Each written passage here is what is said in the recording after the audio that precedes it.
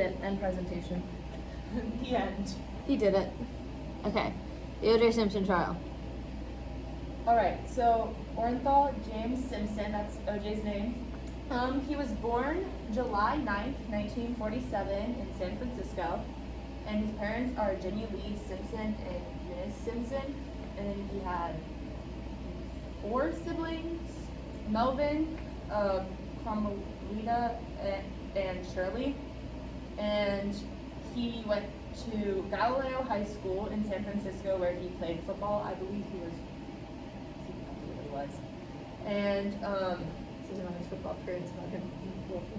yeah, he continued his career at the University of Southern California, and he played for the Bills from 1969 to 1977. Then he was traded to the 49ers from 1978 to 1979, and then he retired. Does it work? Does it work? Does it work? Nope. Almost cool. So his first marriage was to Marguerite Whitley, and they got married on June 24th in 1967, and then they got divorced in March of 1979, and together they had 3 children, Arnell, Aaron, and Jason. And it is said that he started like a relationship with Nicole while he was still married to Marguerite. And then he ended up marrying Nicole on February 2nd in 1985. And then they were divorced on October 15th in 1992. And they had 2 children, Justin and Sydney. Nicole Brown Simpson, she was born May 19th, 1955 in Frankfurt, Germany. She died on June 12th, 1994 in Los Angeles, California. Her mother and father met in Germany where her father was stationed. She lived in Frankfurt for a while before moving to California where her mother, father, and her 3 siblings. She started work as a waitress at a famous Beverly Hills club called the Daisy, and this is where she met her future husband, O.J. Simpson. And then we have Ronald. He was born July 2nd in Chicago, Illinois.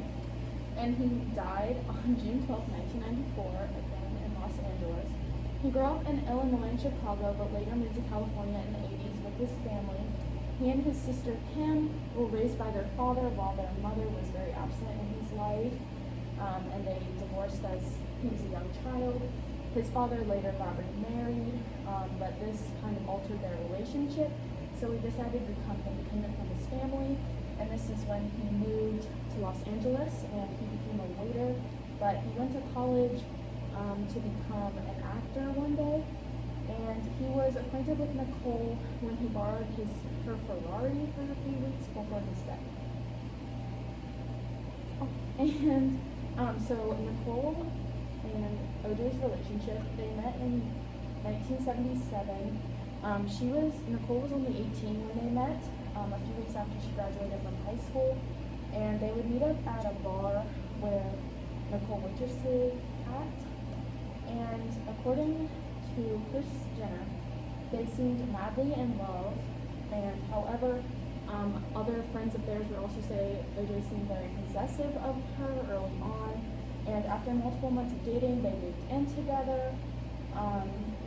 Following the divorce of his first wife, Marguerite, but they didn't get married until 1985, where they had their 2 kids, and their marriage was very unstable and rocky, which led to their divorce in 1992. But they tried to reconcile a few times in the following months, but it didn't work.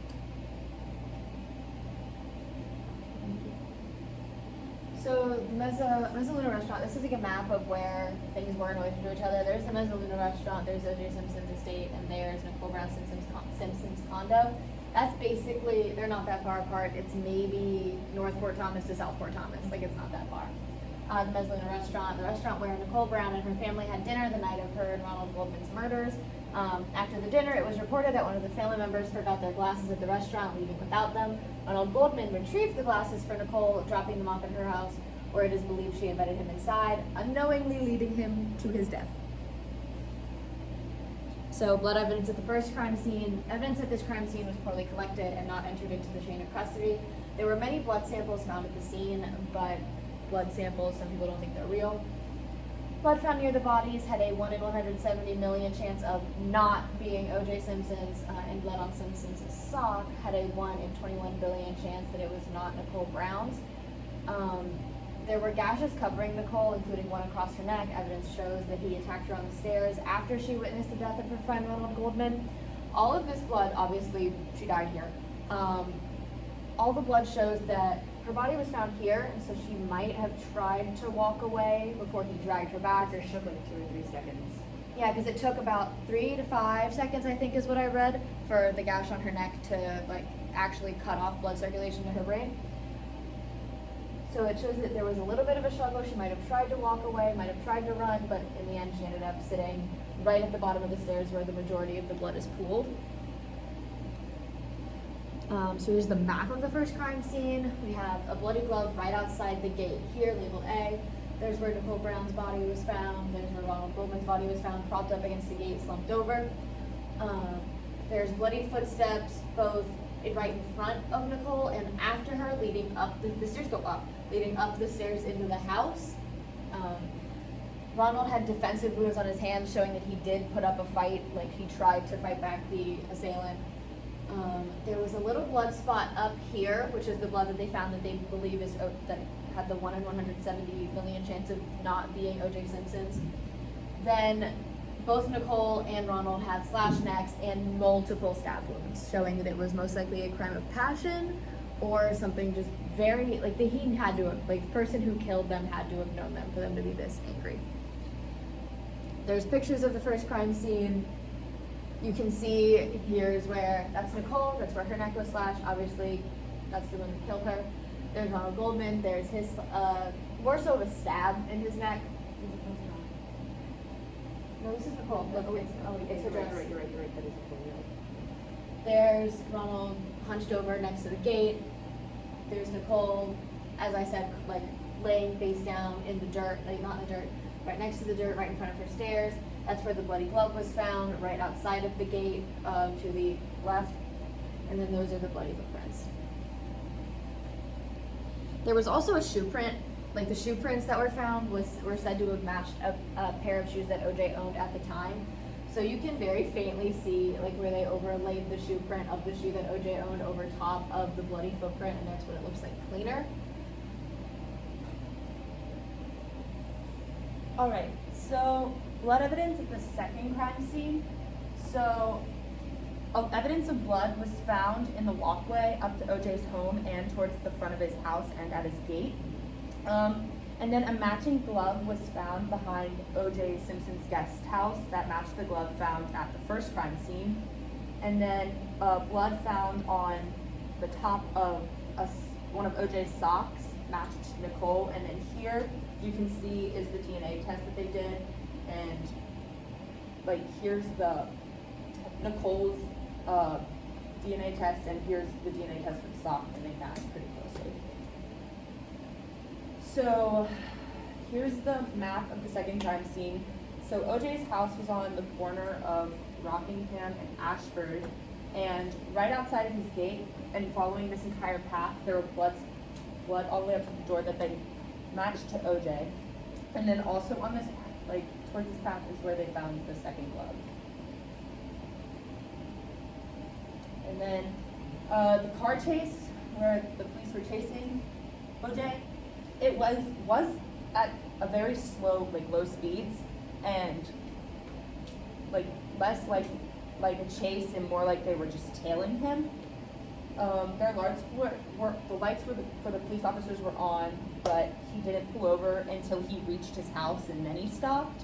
And I don't think it was him that was driving. Or it was somebody else. Yeah. But like the car stopped Yeah. once, yeah. And then in the car, blood was collected from 3 spots in the Bronco, and it matched both victims' DNA. But there were many mistakes in collecting and maintaining this evidence. Some people say that one swatch was used to test all 3 spots, and occasionally gloves were not changed when picking up new pieces of evidence. And then also any blood evidence that was collected was left unrefrigerated for up to 7 hours, which made people like speculate that it had either been tampered with or it just wasn't able to be used. So this is just the date the trial began. The trial began on January 24th, 1995, with Lance Ito as the presiding judge. The Los Angeles District Attorney's Office, led by Marcia Clark and Christopher Darden, worked for the prosecution of OJ. And then there's OJ sitting there with his little lawyers. Don't like him.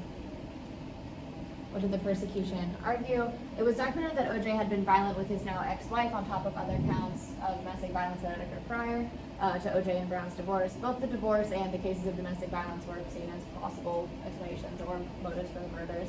When OJ received the call that his wife was dead, his response, not what happened, not are my kids okay? Who killed her? Who killed her? No, not me. A glove matching the bloody glove at the scene was found in OJ's home, but the man who found it was alone. This led to suspicions that the glove was planted. The bloody footprints at the scene had the same shoe print as the pair of shoes it was believed that OJ owned at the time. And a woman going on a run reported that she had seen a white Bronco, same kind of car OJ drive, parked outside of Nicole's house. Okay, what did the defense argue? One of the main things the jury argued was racial injustice within the case, especially within police brutality. We could not trust the evidence that they found because a lot of it had been tampered with, like previously stated. But the most famous piece of evidence was a bloody glove found at the first crime scene, which he tried on, although he argued it didn't fit, although he had a latex glove on, which ultimately would make it not fit, and stretching out his hand. And it was like the glove was frozen and unfrozen and frozen Yeah, and unfrozen. so it wasn't really reliable, but that was the main piece. And then a blood-soaked sock was also found. Though they tried to argue that someone had taken blood found at the other crime scene and poured it on the sock to frame him. And there was also no fingerprints found at the scene, which indicated he could not have been there, although blood from him was found at the crime scene. But allegedly he cut his hand. But how would he have cut his hand? And the night of the murders, he had cut his hand and bled at their house. And that had allegedly been evidence of Ronald fighting back.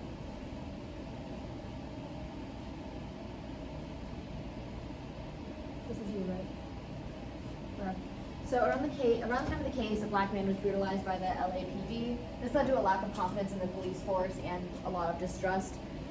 Many pieces of evidence could not be used as they were contaminated by police and forensic examiners, left to overheat in vans, or lost in the chain of custody and found. Again, many people think that it was found evidence, but it was just like planted OJ DNA. Yeah. There was also Like blanket on Nicole's body from the house. Yeah, so the they blanket. couldn't. Oh my god. And he was a major celebrity at the time. I talked to my aunt about it, and she described it as like Peyton Manning suddenly committing a murder. People wouldn't believe that had happened. They wouldn't want him to have committed a murder. They look up to him. They would want him to be innocent, so they would say he was innocent. And also, they said Nicole kind of deserved it because she was a woman. Yeah, his family, like my aunt also said that his family did a really good job of painting her as just like a money-hungry, like disgusting woman Although after she the had her divorce. own money. Yeah. She had her own. And there you can see him stretching his hands out so the glove will fit. Just, they don't fit. Look. Life after. So while double jeopardy keeps citizens from being tried twice for the same crime, it does not stop you from being tried for the crime in a civil trial. O.J. Simpson was acquitted from all charges in his criminal case, proving that he was not guilty for the deaths of Nicole Brown and Ronald Goldman. However, he was found responsible for their deaths in a wrongful death lawsuit. And how that works is just that the stakes for a civil lawsuit are so much lower than a criminal law. Yeah, you don't need as much evidence to convict, because it's money, not years of your life being taken away. Yeah. Here's And a he bunch didn't of even money. end up paying the money either. He didn't even end up paying it. Like, come on. And now he spends his time playing golf. And well, he just got out of prison because he was in prison for a bit for that kidnapping that woman and armed Yeah. robbery. Kidnapping a kid. All right. Thank you.